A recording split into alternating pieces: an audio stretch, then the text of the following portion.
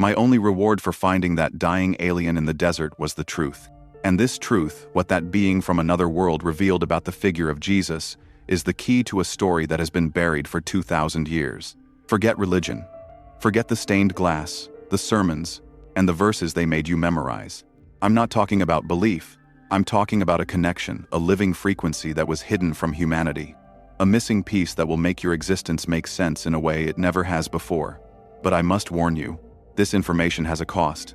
It will illuminate blind spots in your life, but it may also cast shadows on everything you thought was true. If you're ready to confront what you've been told is absolute, if you're not afraid to challenge the version of faith you were handed, subscribe to the channel and turn on the bell, because what you're about to hear will not only test your beliefs, it will awaken something inside you. What I'm about to tell you isn't the end of a story. It's the beginning of a revelation that was frozen in time for 2 millennia. Now, let me tell you how it all began. I found a dying alien in the desert, and what he said about Jesus will change everything you think you know. My name is Daniel Cooper, 58 years old, divorced, 2 grown kids who stopped calling years ago. I used to drive long-haul routes across the Southwest. The kind of man who lived between radio stations and diner coffee. Faith was something I carried like an old photograph, faded, cracked, but too sentimental to throw away. My father was a preacher in a one-room church. Every Sunday, he'd tell us, "Prayer moves mountains." But the truth is, my mountains never moved. I prayed when my wife left. Nothing. I prayed when my mother died. Silence. And after a while, I stopped trying. There's a kind of exhaustion that doesn't come from work. It comes from waiting for an answer that never arrives. That's where I was when all this began. I remember that night I'd parked my truck near White Sands. I wanted quiet. No city lights. No chatter. Just sky. I leaned back in the seat, turned on the radio static, nothing else. Then, through the noise, something strange happened. The static bent, shaped itself, into a word. Listen. I thought I was imagining it. Turned the knob. Same thing. The static whispered clearer this time. Listen. It wasn't creepy, it was calm, like a suggestion. I wrote it off as exhaustion. Too many hours behind the wheel, not enough sleep. But deep down, something stirred the kind of feeling you get when a song you've never heard somehow feels familiar. I stared up at the sky, endless and empty. And for the first time in years, I whispered a prayer. Not with hope, not with faith, just with frustration. If you're out there, prove it. No answer. Just wind. That was my breaking point. I remember gripping the steering wheel and muttering, maybe there's nothing listening at all. And yet, something was. Something had been listening for a long, long time. Because an hour later, the sky would tear open, and I would come face to face with something that shouldn't exist, something that knew the sound of my prayers better than I did. They say everyone meets God in their own way. Mine just happened to arrive in a burning ship. Before I tell you what happened after that flash in the sky, answer me this. Have you ever prayed and felt nothing but silence? If you have, comment, yes. Because what came next might make you believe silence was never silence at all. The desert at night is a world stripped to bones and breath. Stars hang so close you feel you could rake your fingers through them. The wind moves like a thought you can't quite catch, carrying sand in delicate knives that whisper against the door of your truck. I sat there alone on a dirt road that had forgotten its own name. The sky so black it felt like a lid pressed down on the earth. Heat still lifted off the ground in slow waves. A ghost of the day. It smelled like dust and iron, and something else like a penny held too long in a closed fist. I turned the key just enough to kill the engine and keep the battery alive. The sudden quiet shook me more than the noise had. It was a quiet that wasn't empty. It had weight. I could feel the air prickling on my forearms, every hair rising as if the night itself were charged. That's when the first flicker crossed the horizon. It was small, like a seed of fire caught in a wind you couldn't feel. Then it streaked white at the core. A halo of green wrapped around it, cutting a clean, silent line from one side of the sky to the other. No roar, no thunder, just a line burning itself into the dark, like a match dragged across wet glass. It vanished behind a low ridge. I waited for the delayed boom your mind expects from anything that fast. That bright, nothing came. The night swallowed its own evidence. I got out of the truck. The door, always squealing, made no sound. The desert seemed to have agreed with itself that noise was no longer necessary. I started walking toward the ridge. Each step pushed my boots into granular powder that clung and released with a soft hiss. My mouth tasted like metal. I blamed the dryness until the taste got stronger. The air turned hotter the closer I got, as if a camp stove had been lit beneath the sand. There was a smell I couldn't place ozone after a storm. Wire burnt inside a wall. A struck anvil, and under it, a sweetness, faint and wrong, like fruit left too long in sunlight.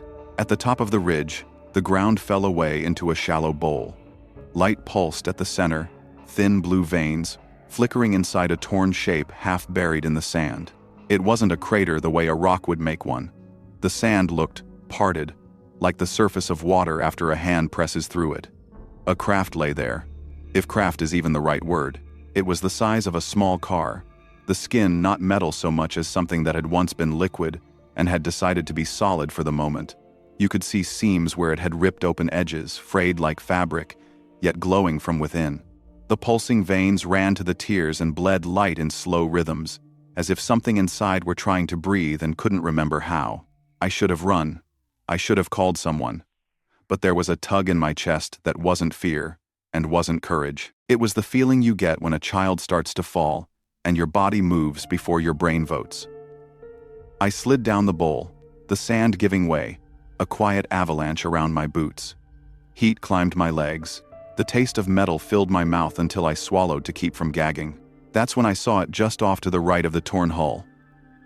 At first I thought it was a shadow the wreck had cast in the wrong direction. Then it moved.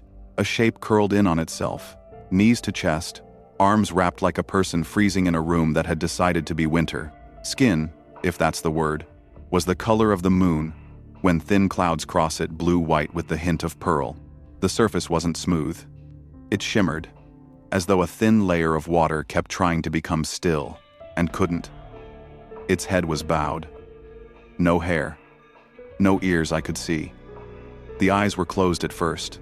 When they opened, they were black. Not empty black. Depth black. Like the space between stars where you think there's nothing until something moves. I didn't speak. My mind threw words like stones and watched them fall short. The air between us felt charged, the tiny hairs at the back of my neck standing, a gentle static crawling over my skin.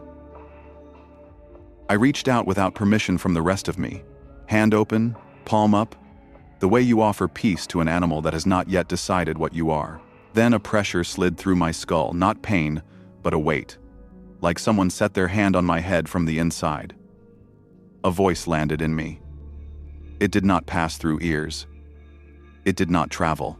It simply existed, as if it had always been there, waiting for the right moment to be heard. Your kind prays loud, but listens little. I gasped like I'd been pushed underwater and found air again. The words weren't words. They were meanings, wrapped in sounds my mind could pretend to understand. I looked around, reflex. Foolish. There was no one else. Just me, the torn thing that had tried to be a ship, and the being whose eyes made me think of night oceans. I tried to answer and realized I didn't know how. My throat made human noises. Do you understand me? I said, and hated how small it sounded in that huge bowl of sand and light. The eyes softened. The pressure in my skull shifted, like a hand moved from my head to my shoulder. I've listened for centuries. My knees went weak. Centuries. I don't know why that word did what it did. Maybe because it made time itself feel thinner, like I could see it folding. Maybe because it was spoken with a patience I hadn't shown anyone in years, least of all myself. The being tried to sit up. The movement sent a tremor through its body, and each tremor made the veins in the ripped hull flicker.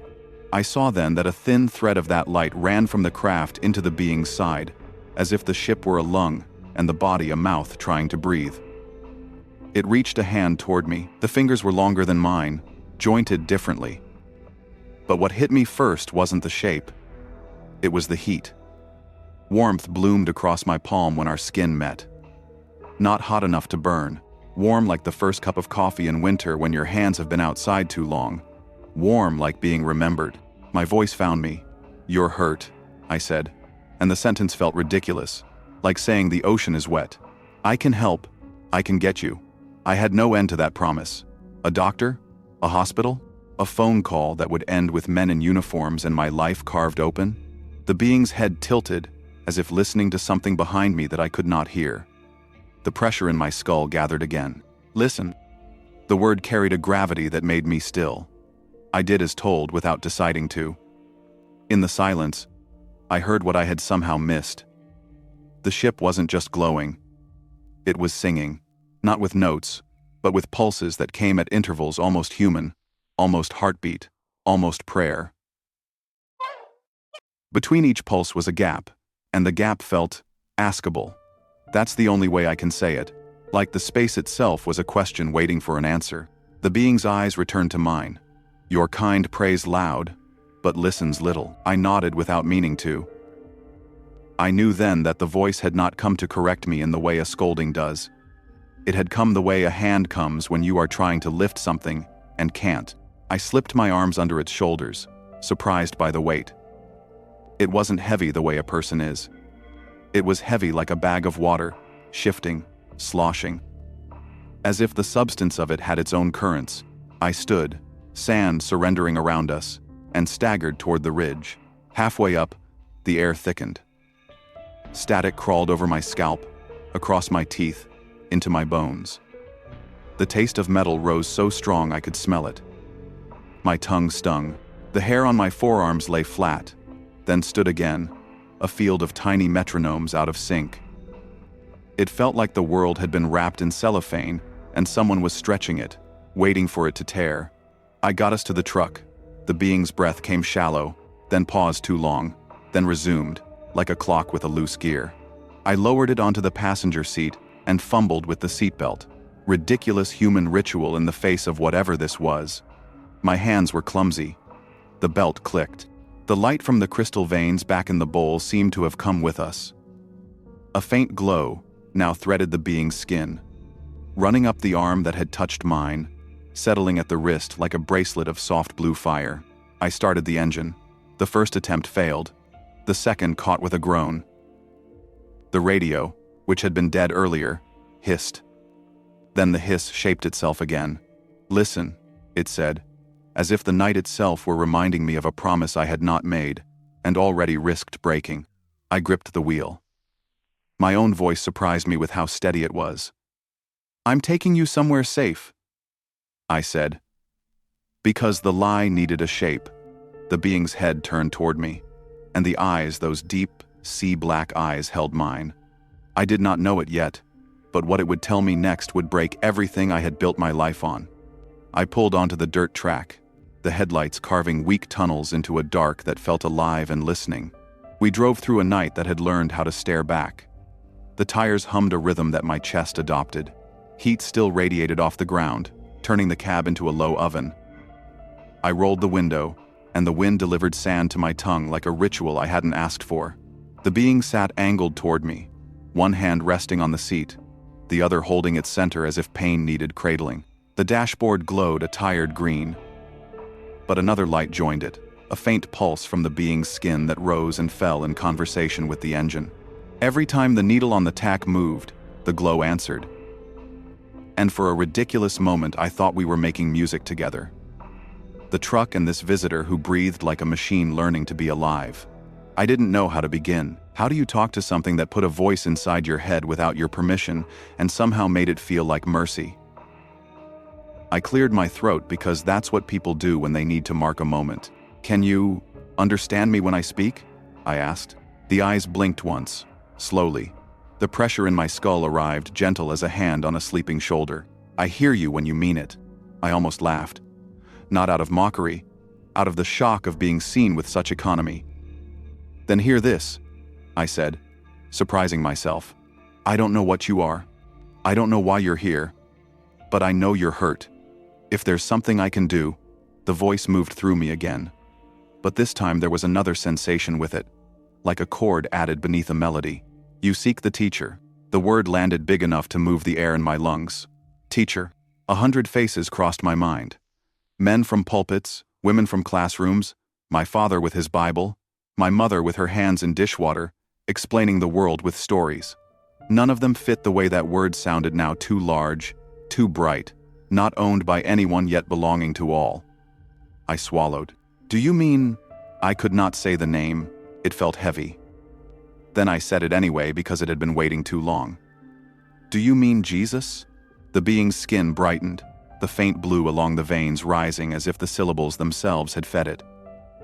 The cabin seemed to widen without growing. My heart thudded. He taught us first. The thought stopped everything else. My hands, which had been steady, tightened. The steering wheel creaked. The road under us continued to exist out of habit. The rest of me did not. What do you mean us? I asked, hating the way the question sounded like a child at the edge of a pond, afraid to step in. Worlds. I stared ahead because turning to look felt like I might see something that would unmake me. The word unfolded inside me, like a map that kept expanding every time I thought it had found its edges. Worlds. Plural. My breath forgot itself and then remembered. I heard my Father's voice telling a congregation about shepherds and angels and a sky full of glory, and I realized I had always pictured a small, manageable heaven that knew our names because it didn't have too many to keep track of. Jesus, taught you? I said, each word searching for a place to stand. The being's eyes warmed, and for a second I thought I saw in them not a reflection of me, but something like a reflection of how I was seen. The pressure in my skull gathered again, tender as a hand brushing hair from a face. He is the harmonizer of frequencies. I repeated the sentence out loud because my mouth needed proof my mind was not inventing. The harmonizer of frequencies. The phrase tasted strange. Not wrong. New. I shook my head. We were told he came to. I stopped. The sentence had too many ends. Save. Judge. Fulfill. Conquer. Comfort. I'd worn every answer depending on which season my life demanded. None of them included this music word. The being looked at the radio. It was off, but a low breath of static leaked from it anyway, like the device had opinions. The glow along the being's forearm pulsed 3 times, then paused, then pulsed once more. My chest recognized the pattern before my brain did, like a heartbeat that wasn't mine. In the beginning was the word. The voice carried the old scripture into the cab like it had been living in a different house this whole time and had finally found the address on my street. I know that verse, I said, because I needed to cling to something familiar. My father preached it. The Word was with God, and the Word was God. The pressure softened, not correcting, not scolding, inviting. Word is vibration. Vibration is relationship. Relationship is creation. I felt tears arrive without asking for permission. They pooled hot, then cooled as the wind through the window kissed them away. My hands trembled, and the wheel trembled with them. All the times I had said word, like it was a book someone handed us, and not a living tone that braids things together. All the times I had prayed at a God I had put on a stage far away.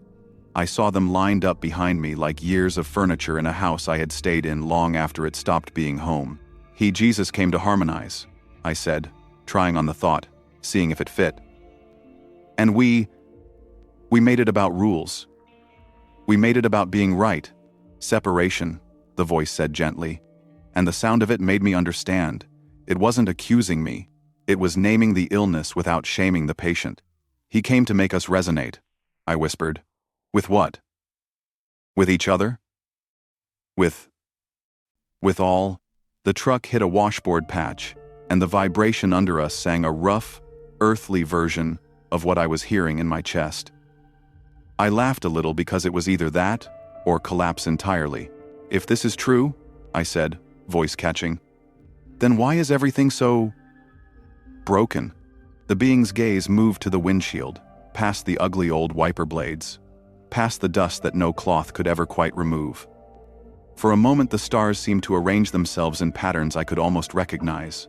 The glow along the being's skin dimmed and brightened like breathing. You tune to what you fear. You call it prayer. He called it alignment. I let the truck coast to a slow stop on the shoulder. The engine idled, then quieted when I turned the key. The desert sound returned, but softer now, as if the night had taken off its shoes. I put my forehead against the wheel and let myself cry because I had tried being strong for a decade and it hadn't moved a grain of sand. My father told me mountains move, I said into my hands. I kept pushing and nothing moved. The pressure in my skull rested like a palm at the base of my neck. Mountains listen to tone, not force. The sentence slid into me and went looking for all the places I'd kept locked. It found a few and opened them without breaking anything. I lifted my head. The cab felt different. Not larger. Closer to right. The being raised its hand a few inches and curled a long finger toward me. Light gathered at the tip, not bright enough to blind, bright enough to ask respect. The light moved slowly, drawing shapes in the air, the way a match will leave a stroke in the dark if you move it just right. Lines crossed lines, waves crossed waves. A figure formed not a cross like wood on wood, not a symbol nailed into one meaning. A cross made of intersecting frequencies, each line pulsing with its own tempo, meeting at a center that glowed warmer than the rest. "He is not gone," the voice said, only unheard. Something cracked inside me then. But it wasn't a breaking you regret. It was the sound of ice in spring when the river remembers it is a river. I hadn't realized how long I'd been frozen.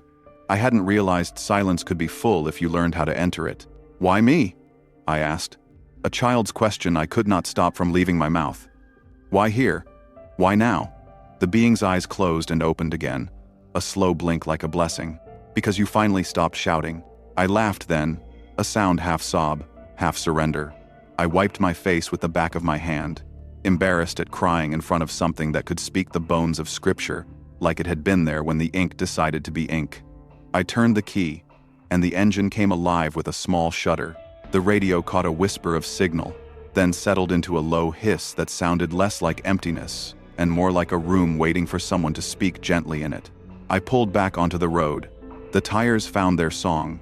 The being leaned its head back and let its eyes close halfway, either resting or listening for something I could not hear.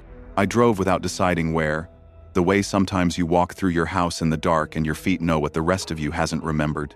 In the corner of my eye, the light at the being's wrist pulsed in time with my heartbeat. The two rhythms began to agree with each other. I did not know if that is what belief feels like, but it felt like something that could carry me. We passed a mile marker. I couldn't read. The night pressed closer, not threatening, present. A thought rose in me, not from the being, from the place in a person that speaks rarely, and, when it does, is usually right. If he is the harmonizer, then prayer is not begging, it is tuning. I spoke the sentence out loud, and it did not break when it met the air. The being's eyes warmed. The light in the cab seemed to thicken, golden around the edges. I glanced over and whispered the name I had avoided for so long, not as a test, not as a ticket, but as if I were calling to someone standing just on the other side of a door. Jesus. The glow strengthened once, like a yes that did not need a paragraph. I cannot say how long we drove like that. Two rhythms learning. A truck older than wisdom carrying something the world would call impossible. But my bones were starting to call true. The road bent north. My life bent with it. I thought of my father and did not feel anger. I thought of my children and felt a longing that did not hurt as much as it had the day before. I thought of how many times I had told myself that silence meant absence, and I felt foolish in a gentle way, like a man who finally reads the instructions he had been too proud to open. The being looked at me one more time. The voice arrived soft. "He listens. Do you?" I nodded. For once, I did, and that is when the night changed again. The road stretched into blackness, and for a long while neither of us spoke. The desert outside looked dead, but something in the silence was alive, watching, waiting. The being beside me seemed smaller now, its glow dimming. Voice quiet inside my skull like a thought that didn't want to wake me too fast. It said the truth was never lost, only hidden. Buried not by heaven, but by hands that wanted power more than peace. I asked what it meant, but the answer didn't come in words. It came as a vibration through the floor of the truck, through the air, through the space between my heartbeats. The air trembled. Then I heard it clearly. The Council of Sound. The words carried weight, ancient and strange. I asked who they were, and the voice unfolded in pieces. It said they were the ones who had learned the tones of creation, the sacred frequencies that made life possible, and then locked them away inside language. They took what was meant to be sung and turned it into speeches. They turned resonance into ritual. It said, the teacher, the one I called Jesus, had taught through vibration. Every parable, every healing, every breath was a demonstration of frequency in alignment with creation. But after he left, the council rewrote the song. They changed tone into doctrine, sound into system, love into law. I felt my throat tighten. I thought of my father's church, the same hymns, the same words, week after week, all of us singing but never hearing. The being said that every living thing carries measurable frequency. Every prayer, every thought, every intention releases energy that either harmonizes or divides. It said faith was not belief, faith was resonance. The more our hearts align with the frequency of what we seek, the faster creation bends toward it. I told it that sounded like science mixed with superstition. The air shimmered again. There is no separation, it said. Science measures the echo. Faith feels the cause. I didn't argue. I couldn't. The way it spoke wasn't commanding. It was factual, like gravity. Then it gave me something I could test. It said, the 47-second silence. It explained that true prayer begins only when sound ends, that for 47 seconds of stillness, the universe listens before it speaks back. Not silence from the world, silence from within. I asked what would happen if I tried it. You will feel the shift, it said. You will know the field has found you. I pulled the truck over and turned off the engine. The desert went quiet, no hum, no radio, not even wind. I closed my eyes. The being told me to breathe slowly, to let every word in my mind leave one by one.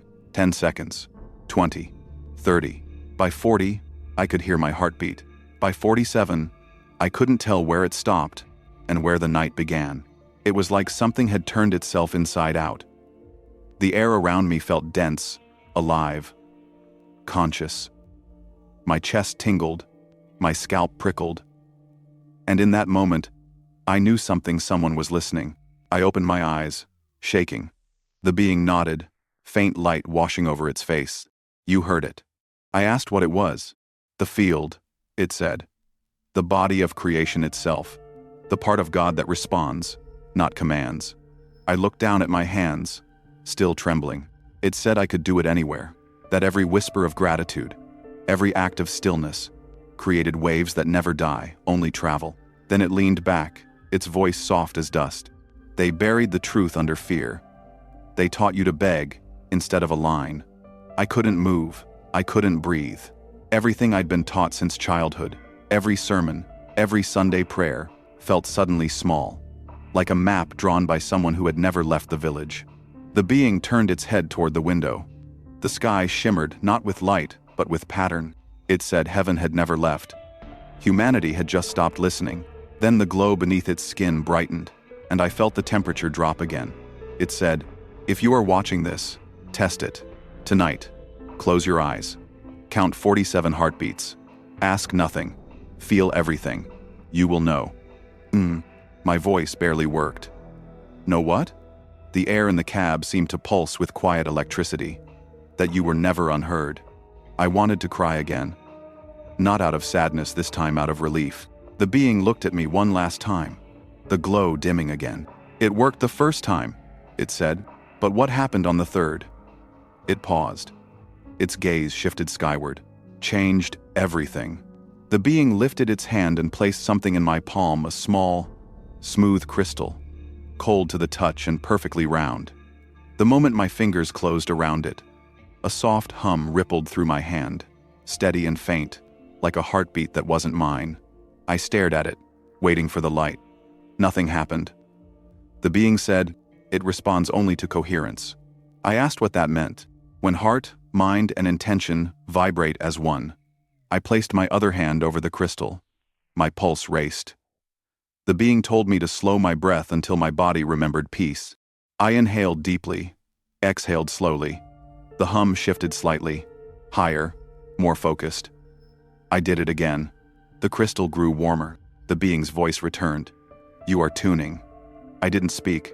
I just listened to the rhythm of my breath, the drum of my chest, the faint tremor of something alive inside the stone. Then it happened. A light began to bloom from within the crystal, dim at first, like dawn trapped under glass. It pulsed in time with my heartbeat. I gasped. The being said nothing. It watched, its own veins glowing brighter with every beat. The hum deepened, filling the cab, vibrating through the steering wheel, the glass, the floor. My teeth buzzed. The light grew whiter. It felt like the air itself was breathing with me. The being spoke again. Faith is not blind. It is resonance. This is proof. I wanted to speak, to ask how or why, but my throat was locked in awe. Then the being told me to break contact. I lifted my hand. The light dimmed instantly. Doubt interrupts frequency, it said. I placed my hand back on it. The light returned. Stronger. I couldn't help but smile. It's real, I whispered. Reality is what repeats, the voice answered. The crystal flickered 3 times, once for the body, once for the mind, once for the spirit. Each flash brighter than the last. Then it steadied, a perfect sphere of white light hovering between my palms. I tried to record it. My phone's camera turned on, battery at 95%. I hit record. The glow filled the frame, but the phone began to drain, 10% gone, then 20, then 40. Within seconds, it shut off completely. I looked at the being. Technology collapses in pure coherence, it said. It can observe only what it understands. I held the crystal tighter. The hum grew louder, deeper, almost musical. Then, just as suddenly as it had begun, the sound cut. The light went out. The stone went cold. I froze. Did I do something wrong? No, it said. Something else began listening. The words chilled me more than the air. I glanced out the window. The desert looked unchanged. But the silence outside had a pulse. I whispered. Listening? When the field responds, others notice.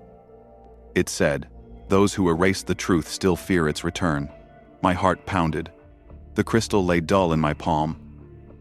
I tried to feel the hum again, but nothing came. Only a faint warmth, like a fading heartbeat. I turned to the being, desperate. Can I bring it back? Yes, it said, by aligning, not asking. I closed my eyes again, trying to still my thoughts. I focused on gratitude not for answers, but for the silence itself. My breath slowed. The pulse returned faint. But there, then, softly, the glow came back. 3 pulses, stronger than before. The being's voice was almost tender now. That is the sign. Body, mind, and field as one. I sat there in disbelief, staring at the light. It felt like holding the proof of everything I'd ever begged to believe. I whispered. What happens if I lose it again? The being said, then you learn to listen again. The light shifted, gold now, faintly red at the edges. The warmth spread up my arm and into my chest until I could feel it behind my ribs.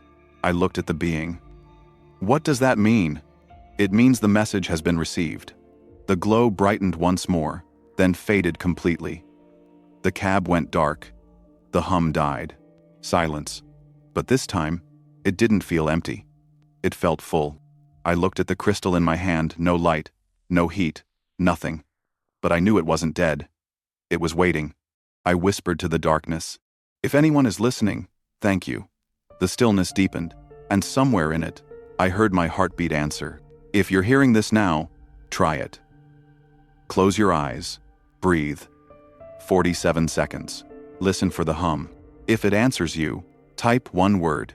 Awake. The air inside the cab grew heavier, like oxygen had turned to syrup. The hum that had filled the truck only minutes earlier faded to a low, aching drone, and the glow beneath the being's skin began to flicker blue, then dim, then gone. I reached toward it instinctively, whispering, "What's happening?" Its eyes opened halfway, dark pools reflecting nothing but my fear.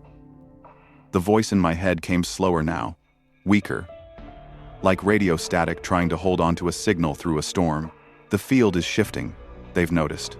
I asked what that meant, but my question only made the temperature drop further. I could see my breath clouding in the air. Certain powers, it said, each word dragging like a heavy stone. They monitor frequency anomalies, anything that vibrates too close to truth. Outside, the horizon began to tremble. It wasn't the wind, it wasn't thunder. It was vibration, low, rhythmic, inhuman. I stared out into the desert night. No lights, no sound. Just the sand rippling as if invisible footsteps were walking across it. The being sat straighter, as though listening to something far away but coming closer. "Remember what you saw," it said. "Your species forgets too easily." I whispered, "Who are they?" For a long moment, there was only silence. Then, the voice answered not as sound, but as thought pressed hard into my chest. "The ones who profit from silence." That phrase hit me harder than any noise could. Profit from silence. The hum outside grew louder, deep enough to rattle the steering wheel. I could feel it in my ribs, in my teeth. The being's glow pulsed once more, then dulled to gray. I said, "We have to leave." "You cannot hide from resonance," it interrupted. "You can only remember it." Then it looked right through me, beyond me. The sky outside the windshield shimmered, stars bending, blinking out one by one. 3 shapes materialized above the dunes. Black, silent, perfectly still. They didn't fly, they hung, like ideas suspended over the earth. My throat went dry. "What are they?" The voice was barely a whisper now. "Collectors. They gather noise and turn it into order. They erase what doesn't serve their design." The shapes began to move. Not toward us, but around us. The headlights flickered, stuttering in time with the rhythm outside. I reached for the ignition. The being's hand shot out, gripping my wrist. Weak, but firm. If you run, they will track you by fear. Stillness confuses them. Fear is a beacon. I froze. My pulse thundered against the inside of my skin. The being leaned closer, voice trembling. "The Council of Sound still rules your systems. Governments, faiths, media, all tuned to distraction. They monitor coherence. When someone remembers the original tone, they intervene." The word intervene felt like a warning and a eulogy at once. Outside, the 3 crafts tightened their orbit. No spotlights, no engines, just pressure.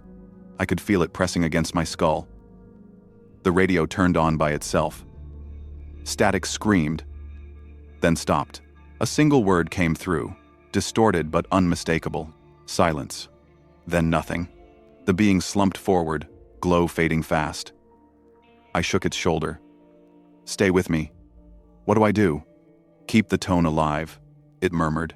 "Even if they bury me, even if they burn you, keep it alive." Its eyes flickered open one last time.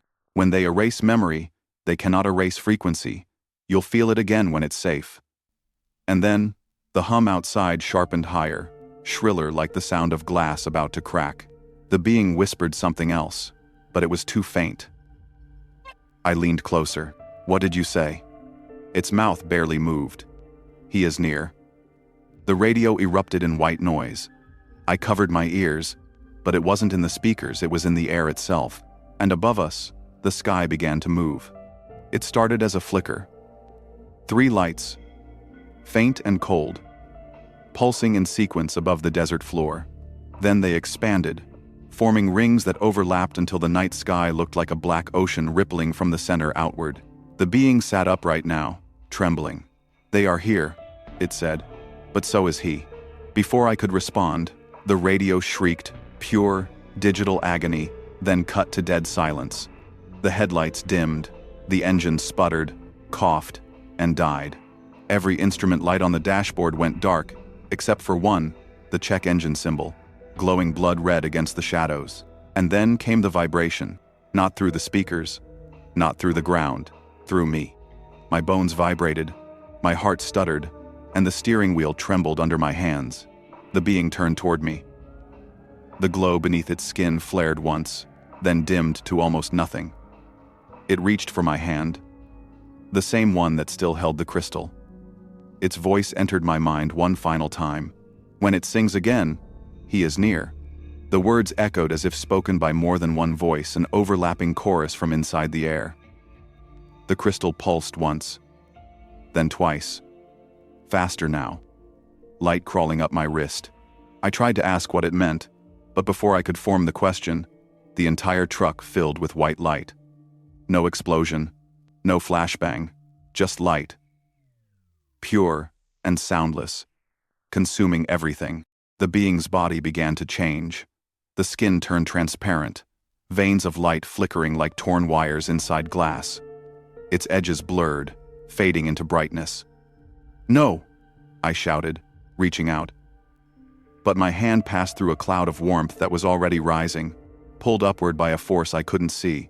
The shape of it twisted, stretching into the sky like smoke climbing backward, drawn towards something invisible. I could hear it not with my ears, but in my teeth. In my skull tones stacked on tones, higher and higher, until they merged into a single, perfect note. It was music. It was prayer. It was goodbye. The crystal in my palm burned hot, pulsing in sync with that final sound. I could barely hold it. My vision blurred. Tears streaked down my face. The being's voice flickered through my thoughts one last time. "You are not alone. Remember the silence." Then the light vanished, just gone. No fade, no afterglow. 1 second there was brilliance. The next blackness. The truck went dead. The engine silent. Even the wind had stopped. Then, as if to remind me that the world was still cruelly real, the sky above split open again. A roar of wind. Sand blasting sideways in waves, slicing against the windshield. I threw my arm up to shield my face, but the grains found their way into everything. Eyes, nose, mouth, lungs. The storm swallowed me whole. The air stung, hot then cold, as if the desert itself couldn't decide whether to burn or freeze me alive. I tried to start the engine, but the key wouldn't turn. The battery was dead. The gauges flatlined. I slammed my fist against the wheel and screamed into the chaos. No answer. Just sand. And the ghost of that fading tone ringing inside my skull. Minutes or hours I couldn't tell passed before the storm eased. The air settled. The silence returned. And in that silence, I realized something. Faith had never left me. I had left faith. All those years of praying into emptiness, begging for proof had been there the entire time. The problem wasn't that God had stopped listening. The problem was that I had never learned to listen back. I opened my hand. The crystal sat there, cold, dark, and cracked down the middle. But when I tilted it toward the faint light of dawn, something shimmered deep inside a pulse, faint but alive. I wiped my eyes, sand grinding between my fingers and tears. I looked out at the horizon. No ships, no glow, no proof, just the quiet hum of the world trying to start again. I pressed the crystal to my chest and whispered the words I'd heard in that final moment. "When it sings again, he is near." The air trembled, faintly, so faintly I might have imagined it. But for the first time in years, I didn't care if it was real. I believed anyway. For 3 days, I didn't speak to anyone. I didn't sleep. I barely ate. The desert had gone quiet again. But the silence wasn't the same. It had weight now, like it was holding its breath, waiting for something else to happen. I parked my truck behind an abandoned gas station and stayed there, curtains drawn, phone off. Every time I closed my eyes, I saw that light folding itself back into the sky, pulling the alien with it. On the 4th day, I tried to tell someone, a local pastor, a man who'd known my family for years. I told him everything, the crash, the crystal, the voice. He smiled at first. Then, when he realized I wasn't joking, the smile faded. He said I was under spiritual attack, said I needed rest, prayer, maybe medication. I left before he could finish. I tried again, a friend from my trucking days. He listened for 5 minutes before saying, "Buddy, sounds like heat stroke." So I stopped trying. But something strange happened when I went back home. Animals started showing up first, a stray dog, then 2 ravens that wouldn't leave the power line outside my window. The dog would bark at the sky every night at the same time, 3:33 a.m. The birds would echo him. And the crystal began to hum again. Not constantly, just once in a while. A faint vibration when I passed by, like it recognized me. One night I held it up to my ear. No sound, just warmth. But when I placed it on the windowsill, my radio unplugged. Dead for years, came to life for exactly 7 seconds. The static whispered one word, "Daniel." Then silence. I stood there for what felt like hours, afraid to move, afraid to breathe, because for the first time, silence didn't feel empty. It felt full, like something was on the other side of it, waiting for me to listen again. That's when I understood. Faith doesn't begin where proof exists. Faith begins where proof ends. Everything that had happened, the crash, the crystal, the light, it was all real. But that wasn't the point. The point was what it awakened in me. The ability to listen without needing answers. For the first time in my life, I wasn't begging heaven to speak. I was just listening to the hum between thoughts, that quiet vibration underneath everything. And then, one night, something changed. It was 3:33 a.m. again. The same hour the dog would bark, but this time, the hum came from inside the house. I sat up, heart pounding, the room glowing faintly blue. The crystal was on my dresser, vibrating on its own. Then it sang. A single, perfect tone, identical to the one I heard the night it disappeared. I froze, because I knew what that meant. The sound wasn't loud. It didn't fill the room, it filled me. A steady, pulsing tone, pure and flawless. Like the universe had struck a tuning fork and aimed it straight at my chest. I turned toward the dresser. The crystal glowed again, brighter than before. Its crack was gone. It was whole. The light rolled across the walls, bouncing through the air like liquid silver. My clock read 3:33 a.m. I reached for the crystal, and as soon as my fingers touched it, the voice returned. The same voice I'd heard in the desert, but this time, it was different, stronger, clearer, not inside my head, around me. The teacher walks among you. My breath caught. Who are you? The air itself answered, you know. The room flickered. I saw the reflection in the window, the desert sky, not my own backyard. I blinked, and suddenly I was seeing both at once, my room overlapping the dunes, stars moving behind my reflection like ghosts through glass. I sank to my knees. The crystal pulsed in my hands, syncing with my heartbeat until I couldn't tell which was which. Then the voice spoke again. One final time. I whispered, "You mean Jesus?" Silence. Then, softly like a whisper from behind every atom in the air, "He is the tone they tried to silence." The words hit me harder than anything I'd ever heard.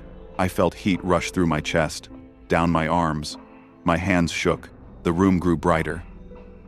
Outside the window, something flickered, movement beyond the fence line. I leaned closer, pressing my forehead to the glass. At first, it looked like fog.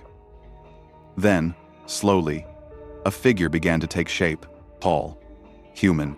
But the edges weren't solid, more like light wearing the outline of flesh. It stood motionless, radiating calm, its brightness pulsing in sync with the crystal in my hand. I whispered, "Is that you?" The answer wasn't in words. It was in the tone. The hum rose not louder, but deeper, vibrating through the floorboards, through my lungs, until tears spilled down my face. The figure didn't move closer, but I could feel it like gravity turned sentient. Then the voice spoke again, softer this time. "The field is awakening. Some will hear, some will fear, but all will remember." The light outside flared once, so bright I had to shield my eyes. And then, silence. When I looked back, the yard was empty. The crystal dimmed, but the hum didn't stop. It lingered in the air, faint, steady, alive. I picked up my phone battery at 1% again. I hit record. The camera struggled to focus, but I caught it, the faint outline of light fading beyond the fence line. I said into the mic, "It's real. It's all real. And if you're watching this, don't let them make you forget." Then the phone died. I sat there in the dark, heart still racing, trying to process what I'd just seen. And that's when it hit me. I had proof, but I wasn't sure the world was ready for it. I whispered to the camera, "I recorded what happened next, but I'm not sure the world's ready to hear it. Subscribe, stay awake." It's been 6 months since that night. I've told no one what happened after, but every morning, I wake up to that same faint hum. Sometimes it's in the walls, sometimes in the air, sometimes I swear it's coming from my own heartbeat. I used to think faith was about believing something unseen. Now I know it's about hearing something most people have forgotten how to hear. When I was lost, I thought heaven had gone silent. But silence was the language all along. I've learned that the light never really left. It's just waiting for us to tune back in, waiting for us to stop shouting prayers into the void and start listening to the vibration beneath everything. You can test this. You don't need a crystal.